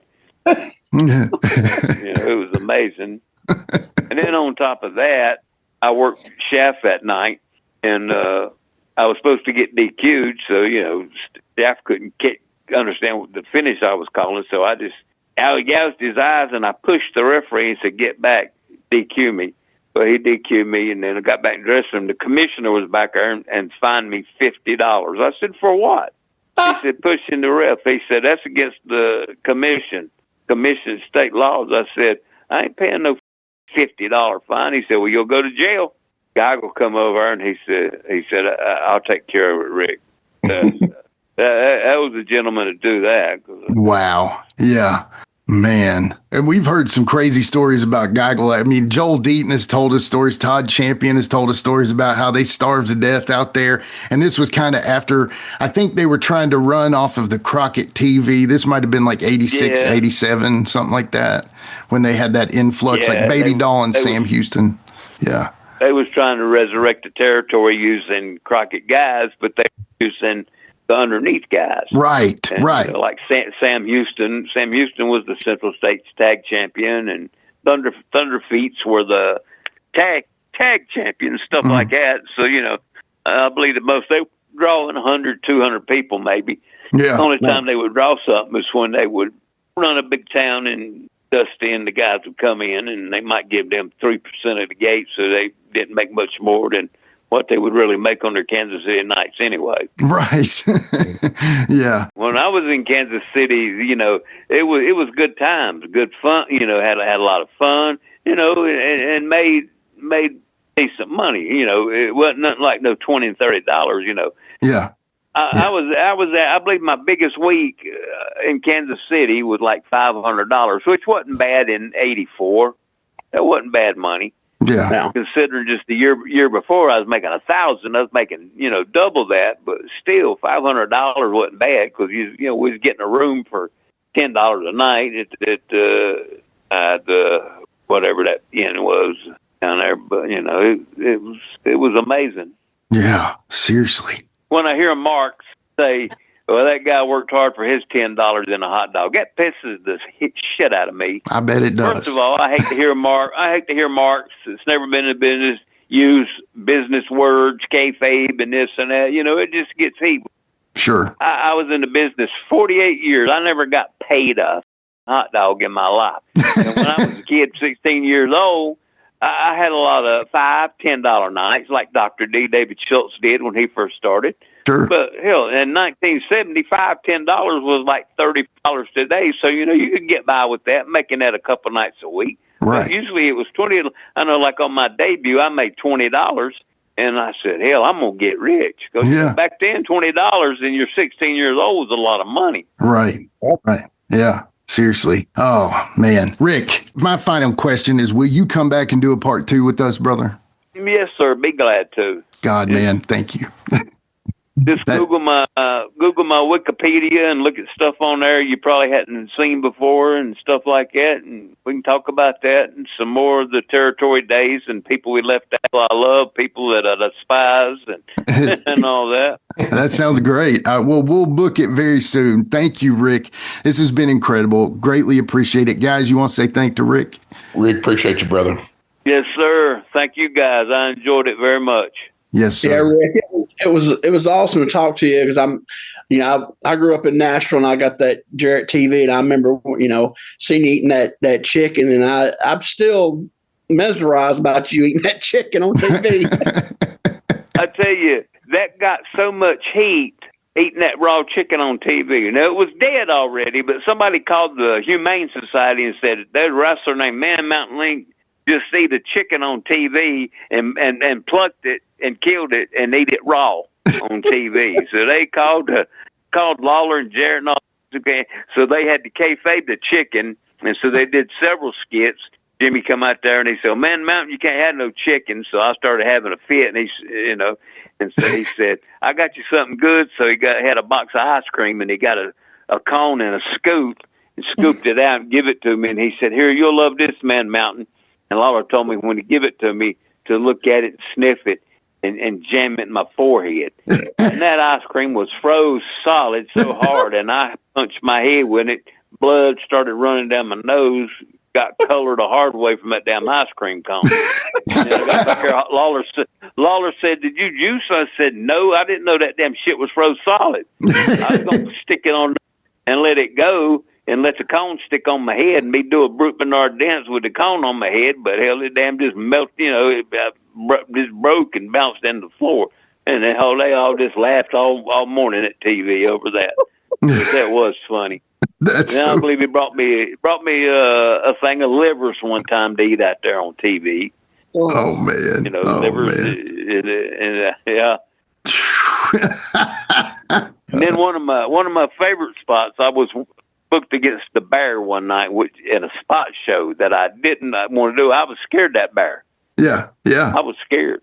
And so I get to the ring, and right before I go, I forgot, I believe Jarrett was there, and he said, "Rick, the bear ain't here, so you ain't going to have to work." I said, "Well, I'm going to get paid." He said, "Yeah, you here. I'm going to pay you, but go to the ring and let people see you so they'll know you're here."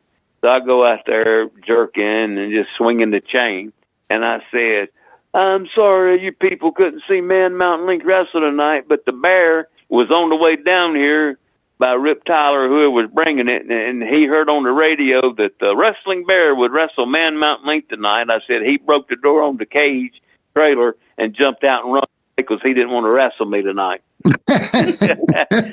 People went nuts and started going crazy. And Jarrett said, "Man, that was good improv right off the bat like that, to say the bear was scared of you and jumped out and broke the trailer and run away so he wouldn't have to wrestle you." I said, "Yeah, I appreciate that." That's what I'm here for, right? Acting crazy is just a gimmick, Yeah, I'm not really. Yeah. Oh, man. Well, thank you so much, Rick. One more time. Greatly appreciate it, brother. We'll get you back on soon. I can't wait for that. Thank you so much. We'll talk to you soon, brother. All right, look forward to it. God bless you guys. You too, Rick. Take care. See you, Rick. Thank you, brother. All right, guys, that was Man Mountain Link. We'll be right back to wrap things up with the Plastic Sheik and Quinton on Give Me Back My Pro Wrestling. Listen up, you bunch of slack-jawed flea market freeloaders. If you think you know Memphis wrestling, you don't know nothing till you've heard the Retro Wrestling Review podcast, brother. Every week they're talking the real stuff. Lawler, Jarrett, PG-13, yeah, and even my Moondogs. Watch along, stories from the road, interviews with folks who were in the thick of it, brother.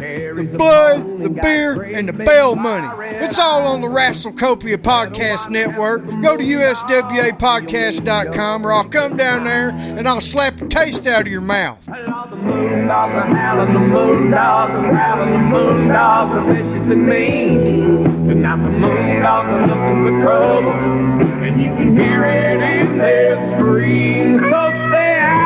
once there's a full moon shining big and bright, and you might run into a moon dog and meet your fate.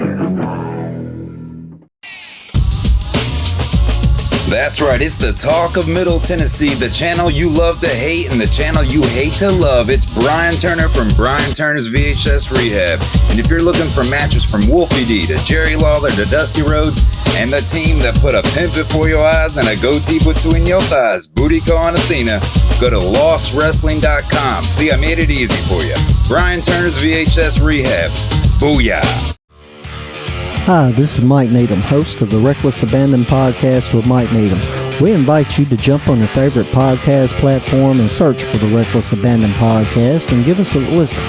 I'm sometimes joined by a part-time podcaster, part-time co-host, and full-time wife, Tiffany Nicole.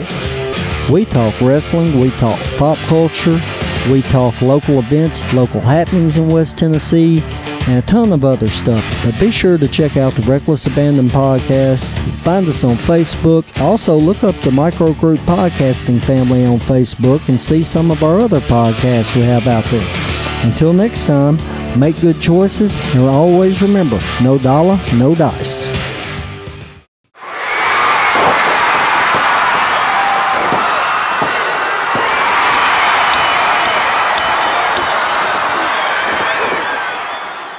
All right, Sheik and Quinton, man, one more episode. And guys, I got to say this, that might be my new favorite episode, y'all. What'd y'all think of that? I thought it went smooth. I mean, I know maybe they don't understand what we're talking about when they listen to us, but like there's certain interviews that just feel really smooth, and he had good recall and could just talk forever about our questions without us really even asking the full question sometimes. Yeah, for sure. Yeah, I thought it was really good. I really enjoyed that one. You said it flowed smooth. Yeah, it flowed. That was really good.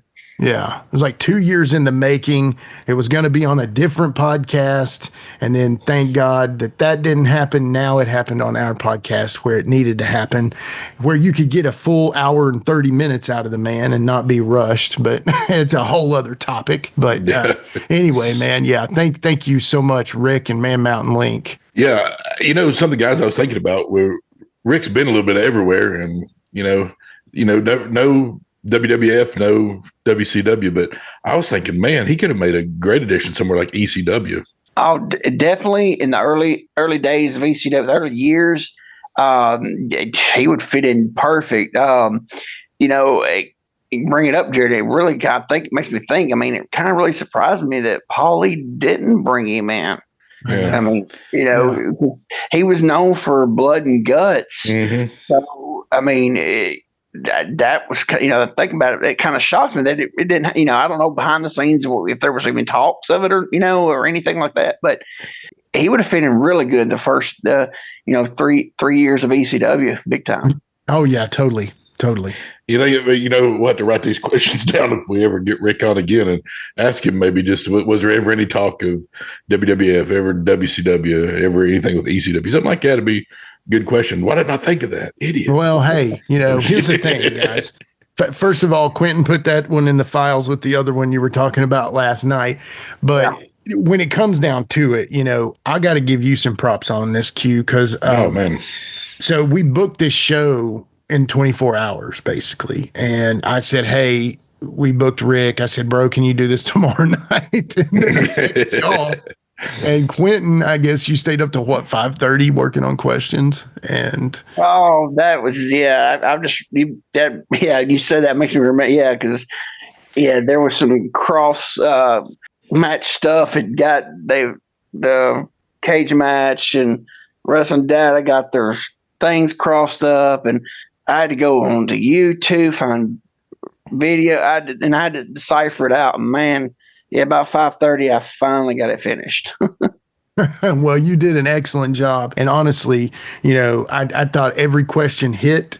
I thought, other than the Dale Mann, which it was still a good question, because the thing about Dale Mann is even though he didn't work for him, he still had some sort of a story about him, So, so I thought every question hit. I just got to give you your props on that one, man, because you absolutely you came in the clutch on that one. So I appreciate it. Yeah, man, we definitely appreciate it. So I guess other than that, do you guys have anything else you'd like to talk about? I'm just excited for next month or two, man. It's going to be good. Oh, yeah. What about you, Q? Go buy a shirt.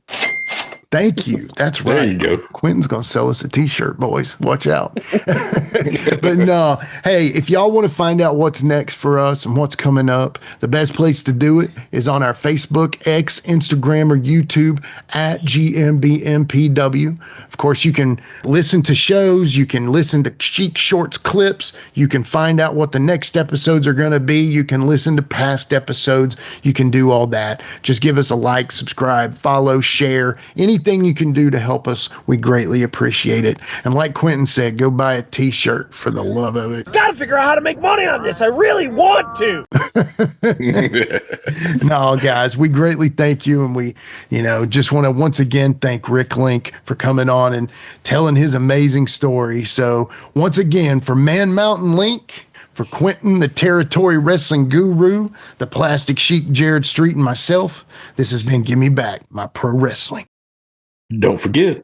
Jimmy Hart standing in the wings, and here he comes, whistle and all. And he's got him a brand new charge he's bringing in, Jimmy Hart. You know what? This is unbelievable. I sit back there in the back and listen to Lawler tell me what he's going to do, what his plans are, where he's going to go. Well, let me tell you something, big man. I'll tell you what your plans are. You're going to crawl in the ring with this man right here, Mad Mountain Link. You know, Andy Kaufman called me, and there's still a $5,000 bounty money up on Lawler. And I'll tell you what, he's going to look at this. Look at this man right here, baby. Lawler, I can't wait. I can't wait to sit at ringside, man. Now, Man Mountain Link's next for Lawler, but he wants Ken Patera. Well, you can forget about Ken Patera because he's got your international championship belt. That's right, Lawler, the man that I manage, Jimmy Hart, and he's on vacation right now. But you can't call him. Nobody's going to call him. I'm not even going to call him because, baby, he don't want to talk to anything or anybody because he is soaking it up and living it up, man. And I'm living it up, too, because I am so happy he's got the international championship belt. So you leave him alone, and everybody's going to leave the man alone. Look at this man. Come on. All you got to do is right here. get him in there. That's right. Now I want to give the people a little history lesson out there. I want to go back in time about 5 weeks ago when there was a match against my Moondogs against Jackie Fargo and Stan Lane. Right or wrong? Well, this match was an outrage. It was so outrageous that half the TV shows wouldn't even let us run the thing. Eddie Marlin had to spend about 2 hours with the board of directors to even get the film put on TV again. But I want you to run this little tape right now. Run this tape, a history lesson right now, back in time. Take a look at it. Regardless of how they did it, they won it. With a 2x4. With a 2x4. The champions right there. That's great. Well, you know what? Let me tell you something right now. It's been a long time since Jimmy Hart has put on his Moondog helmet. It's been a long time since Jimmy Hart has blown his Moondog whistle. I told you, Fabulous Ones, time is running out on you boys. Time is gone. The vacation's over. My Moondogs will be ready. I hope you're ready. You better put Fargo in that wheelchair and ship him down there, man. That's what you better do because I promise you this. Go ahead. What were you going to say, Russell? I was going to say I want to clarify the Moondogs we asked to be here today, but Eddie Marlin asked that the Fabulous Ones and the Moondogs not show up in the studio because we don't want any of that. Why don't you tell the people the real truth? What happened is the Fabulous Ones called Eddie Marlin and said the Moondog's going to be on there, and he said, yeah. He said, well, we don't want to be on there, Eddie. That's the truth of the matter. They didn't want to be here. Well, let me just tell you, we're going to be ready, and you better be. Now, Man Mountain Link, Lawler, you get a camera of this man right now. Man Mountain Link. $5,000 bounty money. Andy Kaufman sent him to me. Lawler, it's going to be the night of your life. I can't wait, baby. I can't wait. I'd pay $5,000 to be there myself. Man, Mountain Link. Okay, well, you might know Jimmy Hart would be the one that might bring a beacon here to try to do something to Jerry the King Lawler. He is managing him for Andy Kaufman, and he... Oh, boy, I'll tell you, that is something else. With a tear in my eye, this is the greatest moment in my life.